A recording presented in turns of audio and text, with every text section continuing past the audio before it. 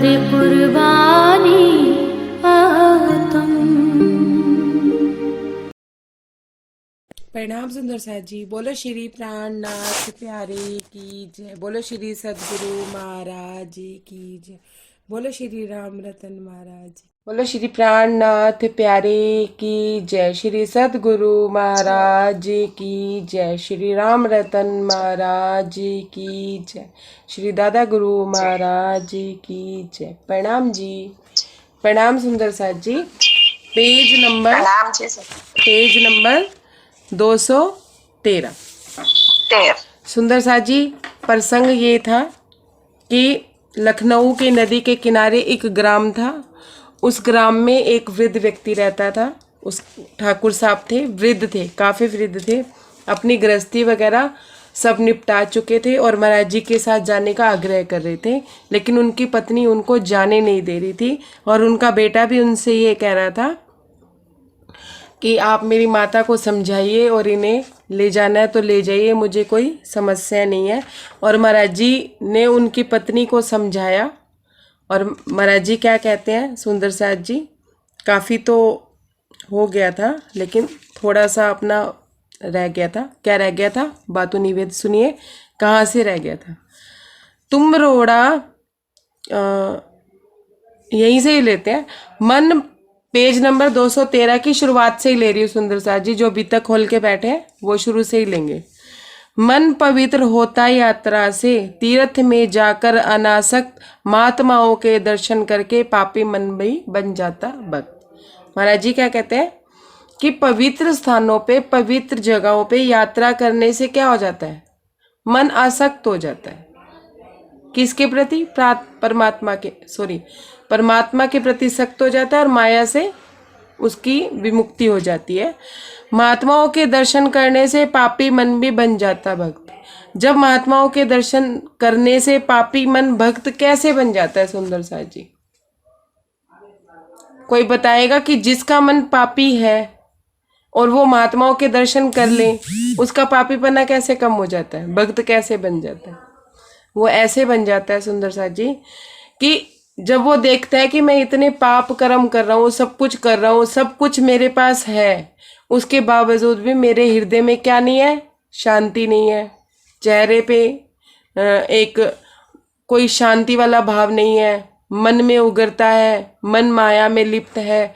जब वो देखता है कि इन महात्माओं के पास कुछ भी नहीं है, लंगोटीधारी महात्मा है और उनके हाथ पल्ले कुछ भी नहीं है, लेकिन एक परम आनंद की उनके ऊपर, उनके चेहरे पे एक परम संतुष्टि की जो आभा होती है, वो पापी मन को खींच के ये बताती है कि जीवन जीने का ये सही रास्ता नहीं है।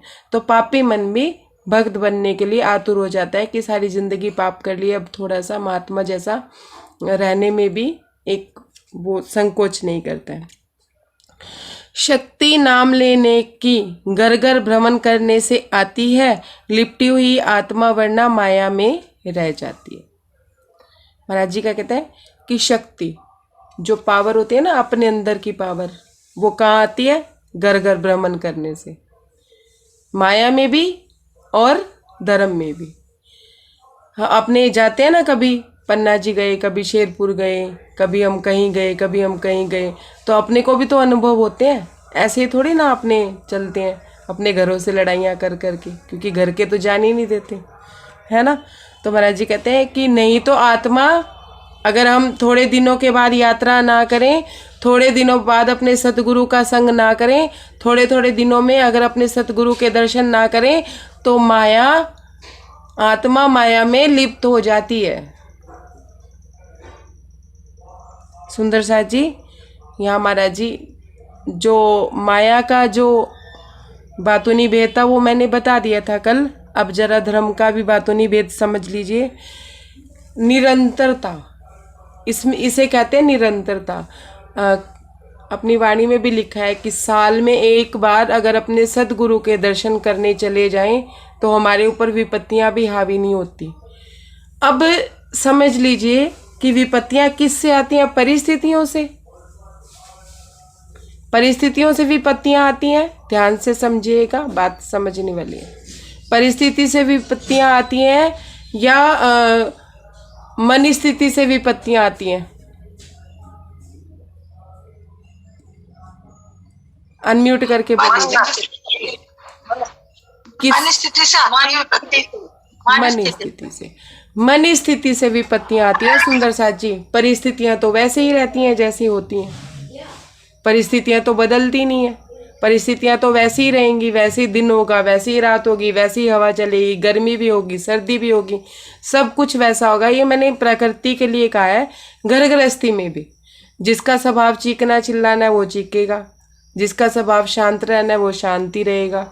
मतलब घर में परिस्थितियों से विपत्तियां नहीं आती, मन स्थितियों से विपत्तियां आती हैं।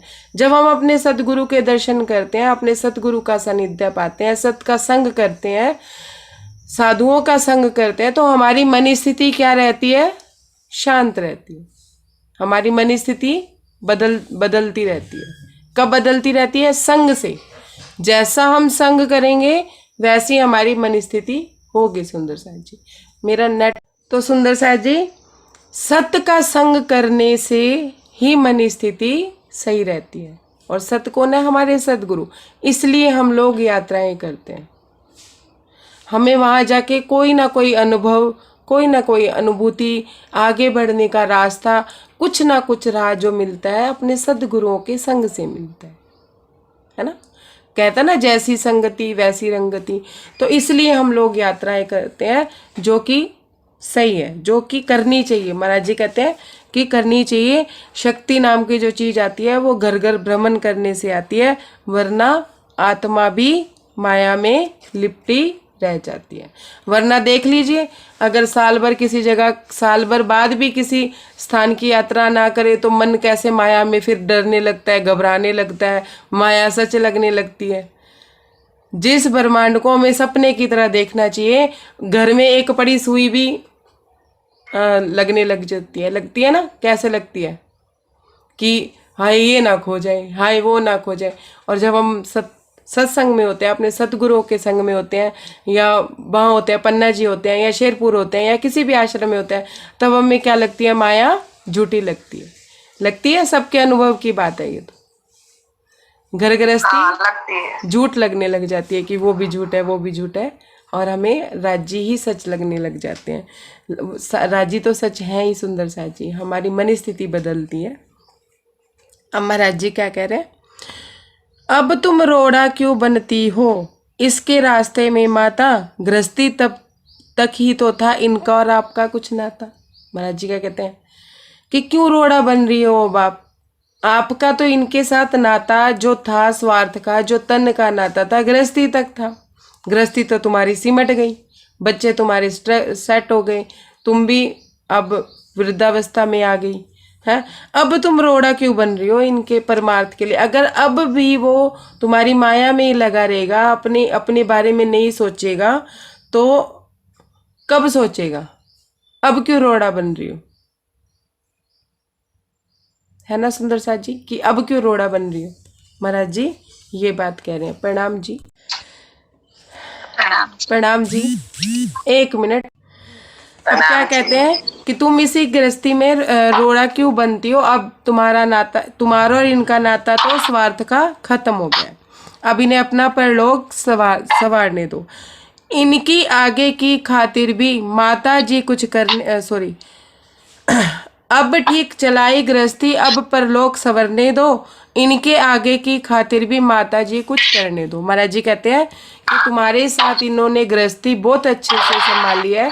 राधा दीदी म्यूट कर लीजिए प्लीज। राधा दीदी म्यूट कर लीजिए प्लीज, बहुत शोर आ रहा बर्तनों का। महाराज जी कहते हैं कि इसने ठीक से तुम्हारे साथ गृहस्थी संभाल लिया, अब इनको अपना परलोक संवारने दो। इसकी खातिर अब इन्हें आगे बढ़ने दो माता जी, इनका साथ दो। इसमें बनते नहीं महात्मा ऐसे, इतना हल्का काम नहीं, घबराओ घूम घाम के आन मिलेंगे तुम्हें ही। महाराज जी क्या कह रहे हैं कि महात्मा ऐसे नहीं बन जाते। ये कोई इतना हल्का काम नहीं है कि कोई महात्मा बन जाए।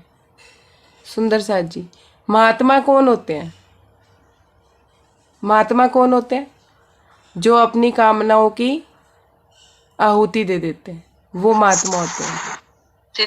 कामनाओं की आहुति दी जाती है, सुंदर साथ जी? कामनाओं की आहुति दी जाती है या आसानी से नहीं दी जाती? सुंदर साथ जी, यहाँ दो, नहीं जा सकते। यहाँ पे दो बातून भेद है। एक तो भेद है कि हम माया में फंसे हैं, कीचड़ में, ठीक है? कीचड़ में क्यों क्या होता है? कीचड़ में क्या खिलता है? कमल, कमल खिलता है ना, कहते हैं। और उसकी नाड़ कहाँ होती है? उसकी नाड़ कहाँ होती है? कीचड़ के अंदर। कमल की नाड़ कहाँ होती है? कीचड़ के अंदर। फिर उसकी इतनी बड़ी लंबी होती है और फिर डंडी होती है, फिर कमल खिला होता है। कमल बिल्कुल भी अपने ऊपर इस कीचड़ को लगने नहीं देता है ना? बिल्कुल भी नहीं सहता है। अब समझिए, एक उपमा से, एक सांकेतिक भाषा में आपको समझा रही हूँ। थोड़ा सा मनन करेंगे तो बहुत ज़्यादा महाराज जी आपको समझाएंगे। मेरी उनसे प्रार्थना है कि वो आपको भी समझाएं ये बात कि अब कमल कौन है? जो हमारे सद्गुरु हैं, ठीक है? कैसा वेश धारण करके आए हैं? हमारे जैसा 5 तत्व का, ठीक है? और आए किस में है? कीचड़ में। क्यों आए हैं? हमारे लिए आए हैं। क्यों? क्योंकि अगर भव सागर से पार करना है तो सागर के अंदर आके ही तो लेके जाएंगे ना। सुंदर साथ जी, ध्यान से समझिएगा। बिल्कुल बिल्कुल। पूर्णिमा दी, कि अब मान लीजिए कोई नदी में डूब रहा है, हमें उसे नदी से निकालना है, तो पहले नदी में हमें कूदना पड़ेगा ना, तभी तो उसको निकालेंगे। ऐसे तो नहीं निकाल पाएंगे दूर दूर से, है ना? अगर मान लो वो बीचों बीच। ऐसे ही सुंदर साथ जी, हम क्या है? कीचड़ में लथपथ, माया में लथपथ। अब जो संत जन आते हैं वो हमें कीचड़ में से निकालने आते हैं। जैसे महाराज जी इन ठाकुर जी को निकालने आए, ले जाने आए हैं। वो तो उनको भी पता है ले जाना है, लेकिन सहमति से ले जाना है। अब सुंदर साथ जी, जब हम किसी का संग करते हैं, अब कमल के साथ कहते हैं ना संगति, कमल के साथ जो संग करेगा, दूसरा बीज उसके साथ साथ बढ़ेगा, तो वो भी तो कमल की तरह खिलेगा ना। लेकिन उसको भी किसी समस्याओं का समाधान करना, समस्याओं का सामना करना पड़ेगा। मैं समझा नहीं पा रही अपनी बात, मैं थोड़ा सा और क्लियर करती हूँ इसको। बिल्कुल ऐसे ही सुंदर साथ जी, हम किसी सदगुरु से जुड़े हैं, किसी सत्संग मतलब सत से जुड़े हैं, ठीक है? अब वो हमें इस भवसागर से निकालना चाहते हैं, क्योंकि सत की संगति में, अगर हम कुसंगति में हैं तो वहां क्या होगी? हमारी कामनाओं की पूर्ति। ध्यान से समझिए, अगर हम कुसंगति में हैं तो वहां क्या होगी? कामनाओं की पूर्ति। और अगर हम सत्संगियों में के बीच में हैं तो हमें क्या मिलेगी? कामनाओं से मुक्ति। समझ आ गई बात? अच्छा, अब हम कुसंगम में भी है ना, और हम सोच रहे हैं हमारी कामनाओं की पूर्ति हो रही है, तो वहां भी कामनाओं की पूर्ति कोई कर सकता नहीं है। पर हमारे मन में भाव ये है कि हमारी कामनाओं की पूर्ति यहाँ हो रही है, हमें धन भी मिल रहा है, हमें सब मिल रहा है, हमें सब हो रहा है, खाने को भी अच्छा मिल रहा है, लेकिन कामनाएं कभी खत्म होती नहीं है और उसकी पूर्ति कोई कर सकता भी नहीं है। कर सकता है कोई? नहीं कर सकता। तो सही रास्ता क्या है? कामनाओं से मुक्ति। वो कैसे मिलेगी? सत्संग से मिलेगी, साधु महात्माओं के संग से मिलेगी, सत के संग से मिलेगी। इसीलिए कहते हैं सत्संग में जाना चाहिए, सत का संग करना चाहिए। अब सुंदर साथ जी, जब कामनाओं से मुक्ति चाहिए तो कामनाएं छोड़नी पड़ेंगी। ध्यान से समझते जाइएगा, कामनाएं छोड़नी पड़ेगी। अब उसे जब जो हमारे गुरुजन है, या सतगुरु है हमारे, जो वो छुड़वाएंगे तो हमें तकलीफ भी होगी या नहीं होगी? तो सुंदर साथ जी, जो हमारे सतगुरु हैं उनको हम दक्षिणा कैसे देंगे या उनकी सेवा कैसे करेंगे? 2 रास्तों से। एक रास्ता तो ये है, जैसे उन्होंने हमें समझाया, जैसे उन्होंने हमें बताया, वैसे हम आगे बता के सबको उन्हें सही रास्ता दिखा के उन्हें सही रास्ते पे लेके आए। एक तो ये हो गई सेवा, जिसे कहते हैं सेवा। अब अपने सतगुरु की व्यक्तिगत सेवा कैसे करेंगे? धन से, पैसे से? क्यों? क्योंकि जो हमारे सदगुरु हैं वो तो पहले ही महात्मा है, संत है, उन्हें पैसे से और धन से क्या मतलब है? कोई मतलब नहीं है ना। उनकी सेवा हम कैसे करेंगे? उनकी सेवा हम ऐसे करेंगे सुंदर साथ जी कि जो वो छुड़वा रहे हैं ना, उसे छोड़ने का जो दर्द हो रहा है उसे सहन करते जाइए, सहते जाइए। आपको वो दुख लग रहा है, अब समझिए शरीर में एक जगह पे मवाद पड़ी है और हमें उस मवाद से प्यार हो गया है? लेकिन सतगुरु ने ठीक करना है तो आके चीरा भी लगाएगा और मवाद भी निकालेगा, क्योंकि उसको पता है तुम्हें दर्द में जीने की आदत हो गई है, लेकिन उसको पता है मवाद निकलते ही ये ठीक हो जाएगा, तो वो मवाद तुम्हारी छुड़वाएगा। तुम्हारे लिए वो दर्द सही है। क्यों? क्योंकि तुम माया में फंसे रहना चाहते हो, बच्चों का दर्द, पति का दर्द, बिजनेस का दर्द लेना चाहते हो। लेकिन सतगुरु आएंगे, उस मवाद को निकालेंगे, तो एक बार तो तुम्हें बहुत तकलीफ होगी, चीख भी निकलेगी सुंदर साथ जी, लेकिन फिर वो दर्द खत्म हो जाएगा। तो सदगुरु क्या करते हैं? छुड़वाते हैं, कामनाओं से मुक्ति देते हैं। कामनाओं से मुक्ति देने में कामनाएं छोड़नी पड़ेंगी। कामनाएं जब छूटेंगी तो दर्द तो होगा ही। ये है सूत्र। अब सतगुरु कौन है? सत कौन है? जो देवे पार की लक। पार को मतलब राज्य को आप में गोद रहे हैं और माया को हटा रहे हैं। अब आपके हृदय में माया की बहुत सारी चीजें निकल गई हैं, लोग भी निकल गए, वो वस्तुएं भी निकल गई जिनसे तुम्हें प्यार था, चाहे वो तुम्हारी वो ज्वेलरी थी, चाहे वो तुम्हारे खाने का सुख था, चाहे वो तुम्हारे कपड़े लत्तों का सुख था, वो भी तुम्हारे हृदय से निकलता चला गया, है ना। कामनाएं खत्म होती चली गई। अब ये नहीं चाहिए, वो नहीं चाहिए, इसके बिना भी सर रहा है, इसके सरता पहले भी था, लेकिन हम लोगों ने प्रेम कर रखा था उन चीजों से। तो महाराज जी कहते हैं सत्संग से क्या होता है? कामनाओं से मुक्ति, और कुसंग से क्या होता है? कामनाओं की पूर्ति, जो कभी पूरी होती ही नहीं है। कामनाओं की पूर्ति के चक्कर में ही तो जन्म पे जन्म खराब होते हैं। तो महाराज जी क्या कहते हैं? महात्मा बनना कोई साधारण कार्य नहीं है। इतना आसान थोड़ी ना महात्मा बनना है। अपना घर परिवार छोड़ के पैदल यात्रा करना, अपना घर परिवार छोड़ के सड़कों पे घूमना, एसी की हवा छोड़ के धूप के थपेड़ों में रहना। सुंदर साथ जी, उस समय तो नहीं हुआ करते थे, लेकिन आज के समय में तो सारी सुविधाएं हैं ना। एक सुंदर साथ कहते हैं कि मेरे घर का एसी खराब हो गया। मैंने कहा फिर, कहती मैं चितवन कैसे करूं? मैंने कहा अरे चितवन करने के लिए एसी की जरूरत है? हमें तो पता ही नहीं था ये बात, मतलब बिना एसी के चितवन नहीं होगा। कहती कैसे होगा? गर्मी लगती रहेगी, शरीर में ही ध्यान रहेगा। तो मैंने कहा फिर तो चितवन एसी में भी नहीं होगा, क्योंकि ठंड लगेगी फिर एसी के आगे बैठोगी तो कहने लगी फिर कैसे होगा? मैंने कहा ऐसे करना, एसी को ऐसी जगह लगाना और एसी के ऊपर बैठ जाना, फिर चितवन अच्छा होगा। मेरे जवाब थोड़े टेढ़े होते हैं तो वो एकदम से गुस्सा हो गई।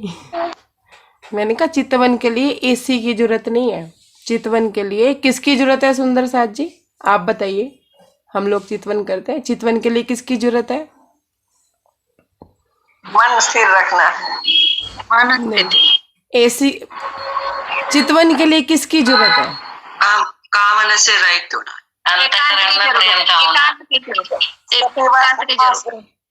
मेन पॉइंट की जरूरत है। नहीं, अंतःकरण में प्रेम होना ही चितवन लगा सकता है। बस हृदय में प्रेम ही चितवन लगा सकता है। हृदय में प्रेम ना होना चितवन नहीं लगा सकता। कितनी भी एकाग्रता हो, कितना भी मन स्थिति ठीक हो, कितनी भी परिस्थिति ठीक हो, परिस्थितियां भारी हैं सुंदर साथ जी। देख लीजिए, प्रेम में भरा व्यक्ति तपती दोपहर में भी अपनी प्रेमिका से मिलने चला जाता है, उसे धूप नहीं लगती। बाहर वालों को जाहिरी रूप में देखिए आप, एक लड़का लड़की को, अपनी उम्र देख लीजिए किसी टाइम में कि अपने प्रेमी से मिलना होएगा, धूप नहीं लगेगी, बारिश मतलब फुल बारिश होएगी, वो ये सोचेगा मैं तैर के चला जाऊंगा लेकिन मैं जाऊंगा। किसकी जरूरत है? प्रेम की। सूत्र प्रेम क्या है? की प्रेम। चितवन के लिए प्रेम चाहिए, उसके लिए एसी नहीं चाहिए, उसके लिए पंखे कूलर नहीं चाहिए, ना ही उसके लिए रजाई चाहिए। क्या चाहिए? प्रेम चाहिए। ठीक है, फिर कोई भी परिस्थिति उसे परेशान नहीं कर सकती। प्रणाम। बैठक आगे बढ़ाते हैं सुंदर सा जी। महाराज जी क्या कहते हैं? इन्हें महात्मा खा ना जाएंगे, तुम इनसे बेखौफ रहो, इनकी अपनी इच्छा पूर्ण करने दो, यह कह दो। महाराज जी कहते हैं कि महात्मा लोग ना तो ये खुद महात्मा बनेंगे, ना ही महात्मा लोग इन्हें खा जाएंगे। ऐसा नहीं है कि महात्मा लोग इन्हें खा जाएंगे, इनकी इच्छा पूर्ण हो जाएगी, ये हमारे साथ घूम आएंगे। थोड़े दिन महात्माओं का संग कर लेंगे तो मुक्ति और कामनाओं की मुक्ति और कामनाओं की पूर्ति को पहचान जाएंगे और तुमसे आके वापस मिल जाएंगे। तुम इस बात के लिए बेखौफ रहो। अपने वचन श्रवण करते ही बुढ़िया माता शांत हुई, 5 रुपए दे करके उनको खर्चे की आज्ञा दे दी। महाराज जी कहते हैं कि हमारी जब उसने बात सुनी कि वो वापिस आके उनसे मिल जाएंगे, वापिस आके उनसे मुलाकात हो जाएगी, तो बुढ़िया माता थोड़ी सी शांत हुई। और फिर क्या कहते हैं कि पल्ले से उन्होंने 5 रुपए भी दिए उनको और जाने की आज्ञा भी हंसी खुशी दे दी। महाराज जी क्या कहते हैं आगे सुनिए। माँ बेटा दोनों प्रणाम करके अपने से विदा हुए, हम भी बैठे रेल में तीनों अपनी अपनी राह लिए। महाराज जी कहते हैं वो दोनों अपनी राह पकड़ ली उन्होंने और हम अपनी रेल में बैठ के अपनी राह पे हो लिए। सुंदर साथ जी, प्रसंग बदल रहा है। प्रसंग क्या कहता है कि रामानंद जी की इच्छा पूर्ति हो गई थी तो वो महाराज जी से अलग हो गए थे। अब अगला प्रसंग है कि इच्छा पूर्ति नहीं होगी तब भी लोग अलग हो जाएंगे। कैसे? अब सुनते हैं हम। मेरठ आकर कर रेल से नीचे रखा पैर, दह हमारा आग था, चलेंगे करेंगे सैर। महाराज जी क्या कहते हैं? मेरठ पहुंचे हम, पैर नीचे रखा हमने, देह में बड़ी मतलब एक अजीब ही एक तरह की मतलब एक तेजपना था, एक अलग सी आग थी। तो महाराज जी कहते हैं अब हमने क्या कहा कि अब हम पैदल सैर करेंगे, पैदल चलेंगे, अब कोई गाड़ी वाड़ी नहीं करेंगे, पैदल चलेंगे, बस अब पैदल यात्रा करेंगे। सड़क चले जा करके रोहटे की, निकल पड़े पैदल पैदल, दिन छिपने से पहले बामड़ तक मापे मंजिल। महाराज जी क्या कह रहे हैं कि हम रोहिट वहाँ गांव है, उसकी हमने यात्रा करी पैदल पैदल और एक बामड़ गांव आया रास्ते में, वहां पे दिन छिपने से पहले हम कहाँ पहुंच गए? बामड़ पहुंच गए।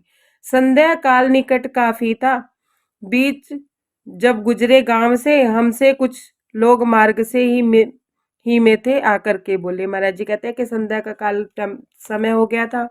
वहां के जो गांव के लोग थे बामड़ के, सुंदर सा जी, बामड़ के गांव के जो लोग थे वो क्या कहते हैं महाराज जी, वहां पे कुछ लोग मिले और उनसे आके बोलते हैं, क्या बोलते हैं? बाबा लोग यहीं ठहर लो, क्या यह नहीं आपका गांव? हम भी कुछ सेवा कर लेंगे, आ ही गए हैं जब आप। कि बामड़ के लोग महाराज जी से क्या कहते हैं कि महात्मा जी ये आपका ही तो गांव है, आप यहीं आके रुकिए ना, रात के समय आप विश्राम कीजिए, कहीं और विश्राम करेंगे, इससे अच्छा आप यहीं विश्राम कीजिए। तो महाराज जी कहते हैं सुनकर नम्र निवेदन उनका, हमने टेक दिए आसन, आके लगे बैठने अपने पास बहुत सज्जन।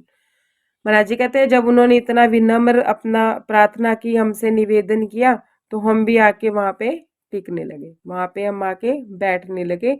जब हम बैठ गए तो हमारे पास आके बहुत सारे सज्जन लोग हमारे पास आके उन्होंने झुंड बना लिया, हमारे आसपास आके बैठ गए। Page number 214। चिलम लगे पीने जब हमसे, लगे पूछने वे साहा, हम बोले हम नहीं जानते क्या होता साहब। महाराज जी की आदत थी चिलम पीने की। तो महाराज जी कहते हैं कि जैसे ही मैंने चिलम लगाई और चिलम पीने लगा तो मुझसे क्या पूछते हैं कि आप जानते हो साहा? साहा क्या होता है आप जानते हो? महाराज जी से पूछ रहे हैं सुंदर साथ जी, गांव के लोग। तो महाराज जी कहते हम तो नहीं जानते ये साहबा क्या होता है, हाँ? अब महाराज जी क्या कहते हैं कि उन्होंने पूछा आप साह जानते हैं? तो महाराज जी कहते हैं हम कोई साहबा नहीं जानते, हम तो वक्त काटते फिरते भैया नहीं कहीं के पीर, यह काम है सिद्ध लोगों का सहे वाले नहीं फकीर। महाराज जी क्या कहते हैं कि हम तो अपना वक्त काट रहे हैं भैया, हम कोई फकीर पीर फकीर थोड़ी ना, पीर थोड़ी ना है। ये तो काम जो होता है वो सिद्ध लोगों का होता है, हम सहे वाले फकीर नहीं है। सुंदर साथ जी ध्यान से सुनिएगा प्रसंग। काफी देर मगर मगज पच्ची के पूछ गए सब साहेबाज, विदा हुए सब नजर न आए उनके सवरते सारे काज। महाराज जी कहते हैं कि काफी देर मगज पट्टी करी उन्होंने मेरे साथ, बहुत देर तक वो मेरे से प्रश्न पूछते रहे। राजी से चितवन में मिलने के लिए, राजी से चितवन में बैठने के लिए हृदय में प्रेम होना चाहिए। फिर आप प्रेम में बैठेंगे तो आपको पता भी नहीं चलेगा कि शरीर में पसीना कैसे आता है, शरीर को गर्मी कैसे लगती है। सुंदर साथ जी मेरे से एक सुंदर साथ ने प्रश्न किया, मेरी जितनी बुद्धि है मैं उतना उसको जवाब दे देती हूँ कि मैंने उनको बोला था कि मैं बैठक में ही जवाब दूंगी। वो ये कहते हैं कि जैसे जवाहरदास महाराज जी थे, जुगलदास महाराज जी थे, राम रतन महाराज जी थे, मतलब आप राम रतन महाराज की भी तक कर रहे हैं तो आप उन्हीं के आधार पे बताइएगा कि ये विदेही कैसे हो जाते हैं, मतलब इनको अपनी देह की सुध कैसे नहीं रहती है, कैसे वो अपनी देह से उठ जाते हैं। सुंदर साथ जी मुझे एक उदाहरण समझ आया, बहुत मंथन किया मैंने इस बात पे कि हाँ ये विदेही कैसे हो जाते हैं। तो मुझे जो मंथन समझ आया वो मैंने उसको ऐसे लिया कि मान लीजिए एक बंदूक में कितनी गोलियां हैं, 60 साल की हमारी उम्र है या 25 साल की उम्र है या 30 साल की उम्र है, ये तो राजी जाने कि एक बंदूक में कितनी गोलियां हैं, 30 मान लीजिए या 25 मान लीजिए, जितनी मर्जी मान लीजिए। एक योद्धा जब लड़ने के लिए उतरता है मैदान में, या कामनाएं समझ लीजिए या इच्छाएं समझ लीजिए, गोलियों को आप इच्छाओं से भी कह सकते हैं, कामनाओं से भी कह सकते हैं। सुंदर साथ मान लीजिए 25 गोलियां हैं, योद्धा जंग में उतरा और उसने 25 गोलियां दाड़ दाड़ चला दी। ध्यान से समझते जाइएगा। 25 गोलियां चढ़ाने के बाद वो बंदूक हो गई खाली। अब तो उसने लड़ाई तो लड़नी थी, उसने बंदूक भी दे मारी। बंदूक क्या है? संसाधन, मतलब ये शरीर क्या है? संसाधन। राज्य को पाने के लिए हमारा क्या है? साधन। लेकिन हमने अपनी हर चीज जब राज्य पे वार दी, फिर भी हमें थोड़ी और लड़ाई लड़नी है तो हमने अपनी देह भी वार दी। सुंदर साथ जी समझ आई मेरी बात या मैं समझाने में सफल नहीं रही? बताइएगा। तो ऐसे ही ये जो हमारे राज्य हैं, हमारे सदगुरु हैं, इन्होंने भी सब कुछ पहले अपना वारा, अपनी कामनाएं वारी, अपनी इच्छाएं वारी, अपनी जो भी भौतिकता वारी, हर चीज जब उन्होंने वार दी, सादगी में आ गए, तब उन्होंने अपना तन भी वार दिया। बस अब ये तन भी नहीं चाहिए। सुंदर साथ जी और हमारी परिस्थिति क्या है? मैं अपनी भी कहती हूँ कि हमारी परिस्थिति ये है कि हम अपनी इच्छाओं को भी राज्य पे अभी वार नहीं पा रहे। तो हम देह वारने की बात तो हमारी अभी बहुत लंबी है। अभी तो मन के रास्ते पे चल रहे हैं। सुंदर साथ जी मन करता तो चितवन होगी, मन करेगा, मनने का ठंड लग रही है, मनने का गर्मी लग रही है, मनने का यहाँ तो बहुत गर्मी है, वाणी नहीं पढ़ी जा सकती। सुंदर साथ जी सब अभी तो हमारी कामनाएं बाकी हैं। तो महाराज जी क्या कहते हैं कि महात्मा कोई ऐसे थोड़ी ना बन सकते हैं। तुम क्या सोच रही हो ये महात्मा बनना कोई हल्का काम है? तुम तो ऐसे कह रही हो जैसे वो जाएगा घर से बाहर और महात्मा बन जाएगा। ठीक है, आगे क्या कहते हैं? बनते नहीं महात्मा ऐसे, इतना हल्का काम नहीं, घबराओ घूम घाम कर आन मिलेंगे तुम्हें। यही महाराज जी कहते हैं कि घबराओ मत, घूम लेंगे फिर लेंगे, थोड़ी सी धूप सहेंगे, थोड़ी सी गर्मी सहेंगे। महाराज जी कहते हैं कि बहुत देर तक उन्होंने मेरे साथ मगज पच्ची करी और बहुत देर तक मुझसे पूछते रहे, तरह तरह के प्रश्न पूछते रहे और जब उनको हम नज़र नहीं आए, सहबाज मतलब उनकी जो समस्या थी उसका हल करते हुए समझ नहीं आए, तो महाराज जी कहते हैं विदा हुए सब नज़र ना आए उन्हें संवरते अपने काज। जब उनको अपने काम संवरते हुए नज़र नहीं आए ना, तो वो वहाँ से विदा हो गए। एक एक करके सारे लोग वहाँ से चले गए। अब सुनिए क्या कह रहे हैं। रह गए बैठे हम ही अकेले, उड़ गए सारे पत्ते तोड़, माल बताते तो उनको भी, पर भाग गए सब छोड़। महाराज जी क्या कह रहे हैं कि कौन अकेला रह गया, हम अकेले रह गए। पहले गांव वालों ने खुद ही रोका, खुद ही वहां रोकने का आग्रह किया। महाराज जी कहते हैं मैंने उनका आग्रह स्वीकार कर लिया। जब वहां रुके हम रात को, तो क्या हुआ कि उन्होंने हमसे सहा पूछा। सहा एक तरह का नशा होता है सुंदर साथ जी। महाराज जी ने कहा हम कोई पीर फकीर थोड़ी ना है, पीर थोड़ी ना है, हम कोई सिद्ध बाबा थोड़ी ना है जो तुम्हारे इस बात को हम क्लियर कर देंगे, तो हम इस समस्या को हल कर देंगे। महाराज जी कहते नहीं नहीं, हम तो एक सीधे साधे वक्त काटते फिर रहे हैं, ज़्यादा माथा पच्ची हमसे होती नहीं है। तो जब उन्होंने सारी जानकारी ले ली महाराज जी से, और महाराज जी कहते हैं कि उनको लगा कि हमारे काम बनते नहीं नजर आ रहे, तो महाराज जी ने क्या किया, उन्होंने क्या किया, एक एक जनों ने जाना प्रारंभ कर दिया। जब वो जाने लगे सारे, महाराज जी कहते हैं कि सारे पत्ते उड़ गए। अब उनके सारे पत्ते मतलब एक एक करके सारे उड़ गए। अब महाराज जी कहते हैं कि माल बताते उनको भी, पर भाग गए सब छोड़। महाराज जी कहते हैं कि साहब वो पूछ रहे थे एक तरह का नशा, उन्हें हम अपना भी माल बताते, अपना भी माल दिखाते, अपनी ज्ञान बल्ली भी दिखाते, लेकिन वो तो रुके ही नहीं, वो तो चले गए। क्यों? क्योंकि उनका स्वार्थ पूरा नहीं हुआ, वो जैसा चाहते थे वैसा नहीं हुआ। आगे ना वही बात कि कामना की पूर्ति नहीं हुई। महाराज जी तो कामना से मुक्ति देते तो महाराज जी क्या देते, कामना से मुक्ति, लेकिन वो क्या चाहते थे, कामना पूर्ति। अभी इसका जब पूरा भेद बताएंगे आगे तो आपको बात क्लियर हो जाएगी। किसका टिकना किसका टिकाना, ग्राहक अपना था ही कौन, उठा कमंडल और कमलिया, चले वहां से उठकर मौन। महाराज जी कहते किसका टिकना, कौन टिकता, और किसको मैं टिकाता, किसका टिकाना, कि क्या मैं उसको किसी को टिकाता। ग्राहक अपना था कौन, कोई ग्राहक ही नहीं था अपना।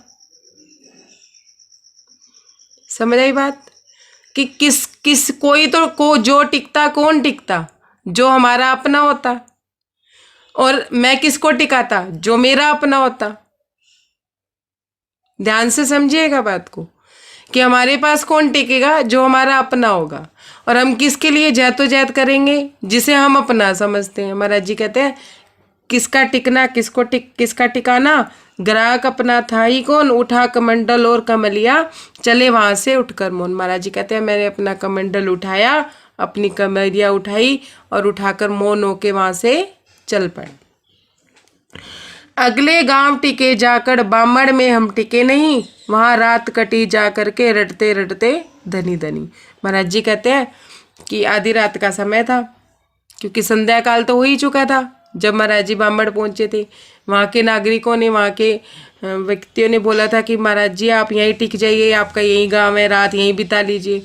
और रात को जब उन्होंने अपना काम चाहा तो वो नहीं हुआ, तो वो चले गए। महाराज जी कहते हैं हम भी वहाँ से चल करके बामड़ में हम भी नहीं टिके, रात काटी रटते रटते धनी। महाराज जी कहते हैं कि वहाँ से हम चल पड़े, और धनी धनी रटते रटते हमारी रात भी कट गई। प्रातः उठकर चल करके अपनी पकड़ी अपनी राह, आन मजादपुर रुके, दर्शन की थी चाह। महाराज जी कहते हैं कि अगले दिन हमने प्रातः कहाँ पहुँचे, मजादपुर, वहाँ जाके हम रुके। सुंदर साथ जी क्या था, महाराज जी जब बामड़ पहुंचे, साहा क्या होता है, एक तरह का नशा। वहाँ के लोग साहा का नशा किया करते थे, और उस नशे का ही वो मतलब प्राप्ति करना चाहते थे। तो महाराज जी से उन्होंने कहा कि आप साहा जानते हैं, तो महाराज जी ने कहा नहीं नहीं, हम कोई साहा बहा नहीं जानते हैं। क्यों?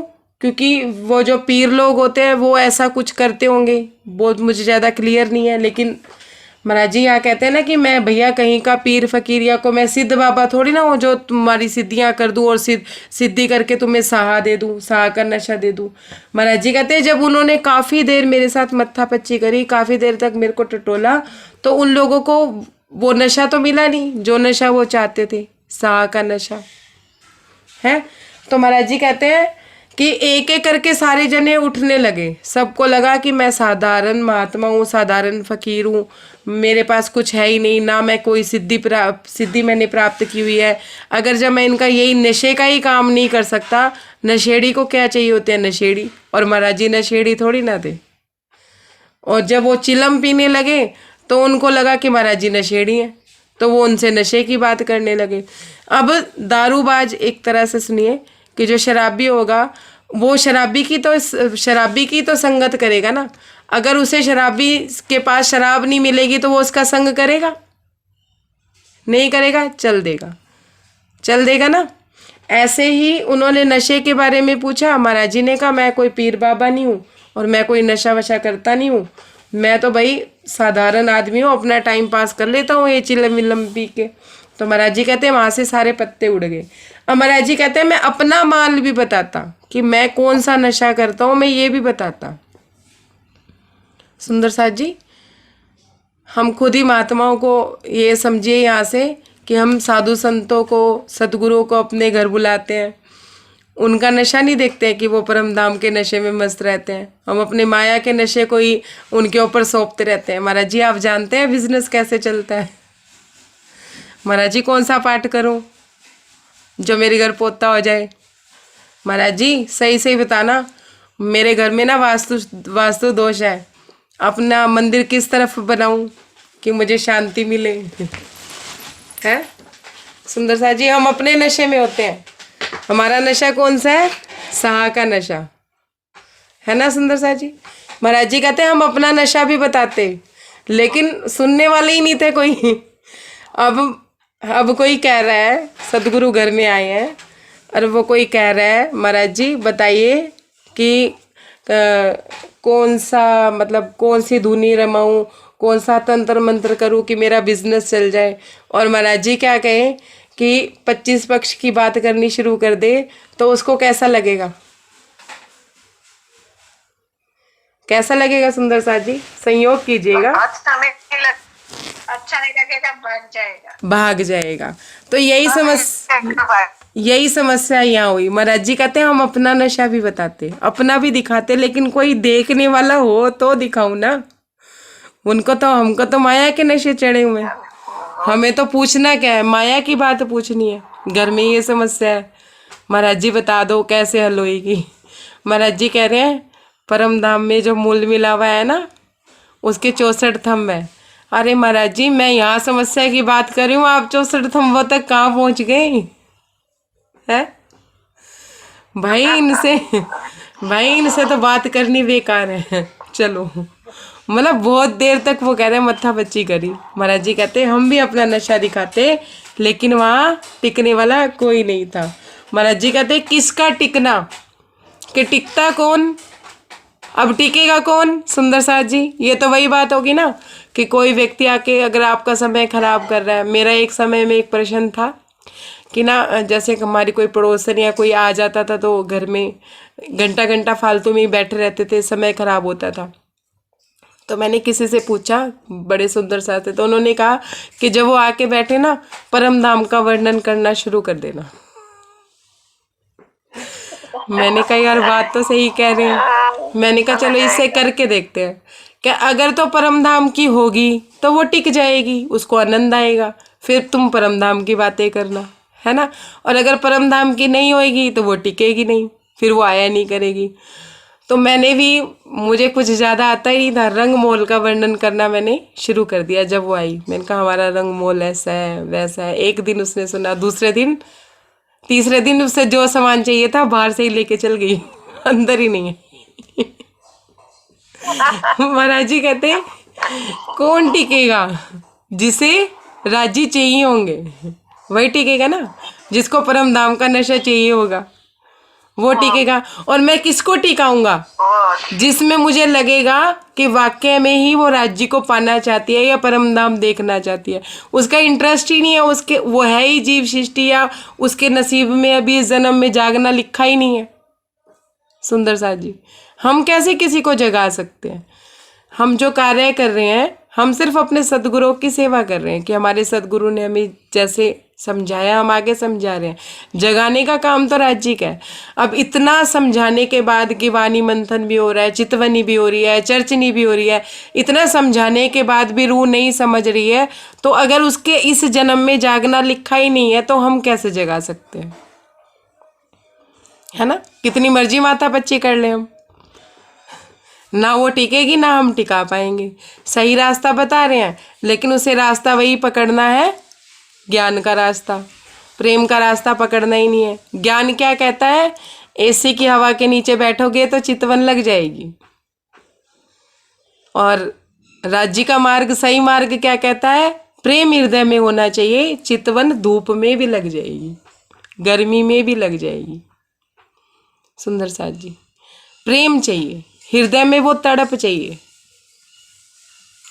सब एक छोटे से अनुभव से समझेंगे। इस बात को समझाने का प्रयास करती हूँ, शायद अनुभव में होगा। चाहे हमारे संसारिक पतियों से हमारी कितनी भी लड़ाई होती होगी, कितनी भी हम एक दूसरे से लड़ लें या कुछ, मेरे साथ तो अब ऐसा नहीं है, लेकिन पहले की बात बताती हूँ। लेकिन अगर पति कुछ दिनों के लिए चला जाए ना बाहर, तो कैसे अंदर एक टीस रहती है मीठी मीठी सी कि कब आएगा कब आएगा। ऐसे ही पत्नी मायके चली जाए, 2 दिन तो शांति से बीतेंगे, तीसरे दिन कैसे होने लग जाता है एक मामूली सी कि क्यों चली गई, या पत्नी को होता है कि पति क्यों चला गया, वापस कब आएंगे। अगर पति कमाने भी गया ना, तो पत्नी क्या कहेगी? अरे आप वापस आ जाओ, हम कम में काम चला लेंगे, पर हम साथ रहेंगे। रहती है ना टीस। मतलब संसारिक रिश्ते में माया हार जाती है और पति पत्नी का रिश्ता जीत जाता है। लेकिन राज्य और माया में माया हावी हो जाती है। राज्य के लिए वो टिस टिस नहीं होती है। याद करिए वो 5 दिन या 6 दिन जिन समय में संसारिक पति दूर है, संसारिक पत्नी दूर है, एक आध दिन तो खाना पीना भी खाया जाएगा, अगले दिन तो खाना भी ढंग का नहीं। ठीक है, वो है नहीं, कुछ भी बना लेंगे। आदमी होता है तो घर में काम होता है, अकेली औरतों का क्या काम होता है? नहीं होता है ऐसे? सुंदर साथ जी, अनुभव में है किसी के? है अनुभव में? तो राज्य के लिए वैसी टिस राज्य के लिए प्रणाम जी, अनुभव में है किसी के ये बात? प्रभा, हंसा, तुलसा दीदी, अमिता दीदी, पन्ना दीदी, राधा दीदी,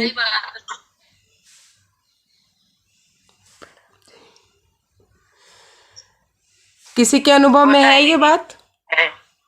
है ना दीदी। तुलसा दीदी कह रही है मेरे अनुभव में है, प्रभा कह रही है मेरे अनुभव में है, हंसा के तो चेहरे से ही लग रहा था। दोनों पति पत्नी हाँ ही कह रहे थे। हाँ हाँ, अमिता दीदी भी हाँ कह रहे थे कि ऐसा होता है। भैया भी कह रहे हैं हाँ हाँ। वो कह रही है मेरा नहीं होता है। ना बोलो बैठक में, कोई सुन लेगा। नहीं, ऐसा होता है ना। तो सुंदर साथ जी, जब हमें पता चल गया वाणी से कि हमारे असली पति हमारे राज्य हैं, तो उनके लिए टिस टिस नहीं होती।